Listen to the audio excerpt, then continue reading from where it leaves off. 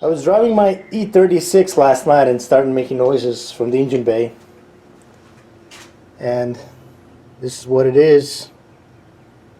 Water pump failure. Water pump bearing failure. After 7 years, I put a new one in 7 years ago. I don't remember which one I put in.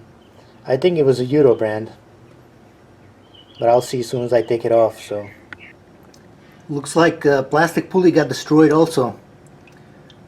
Bummer. But before I take the belt off, I must unscrew the radiator fan. Otherwise it's going to be really difficult to take it off later.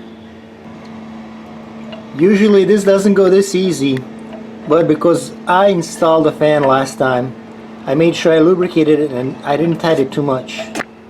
Fan is out and you can see the pulley is damaged. That's the fan. Look at the pulley. It's all busted. Now you can see the bearing failed on the water pump. There you go. The pump is removed. I didn't have to take the shroud nor radiator out. So easy. I got the antifreeze. And I don't prefer this brand of the water pump, but $42.19 instead of $130 for the stock one. I don't know, man.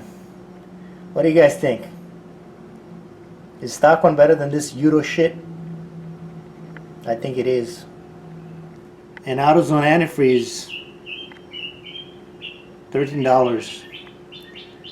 AutoZone used to be a discount auto parts store, but not anymore. It is Euro brand.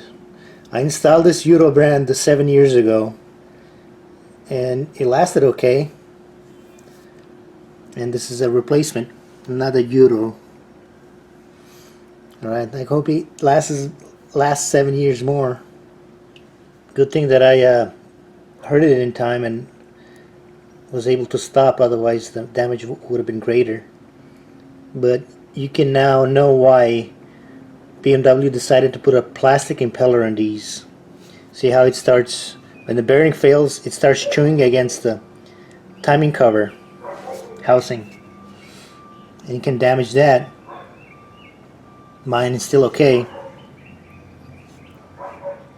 but with the plastic impeller, only the plastic will get damaged, not the inside housing. Let's talk about the water pump options out there. This is the original BMW water pump from 1997, and it has a steel impeller or propeller. They don't make them anymore, unfortunately. As you can see, there's a BMW stamp right there.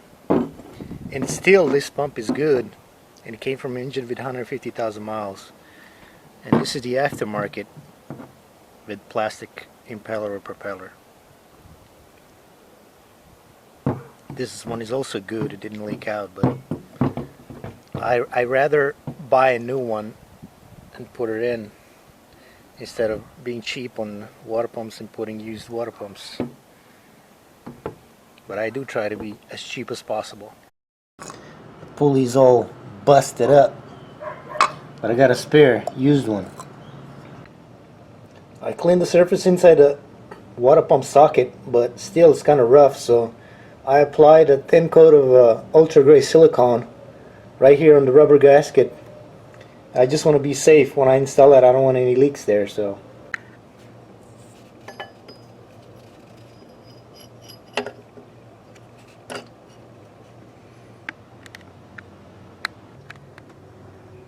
It's time to put the fan on.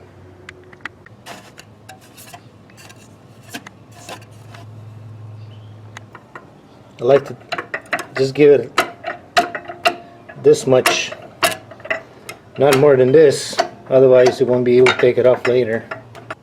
When coolant is completely drained out of the engine and radiator, it's really important to pour in first gallon through the upper hose, otherwise it's going to be really difficult to bleed it out. Then I like to run the engine and then bleed it out here, the final bleeding.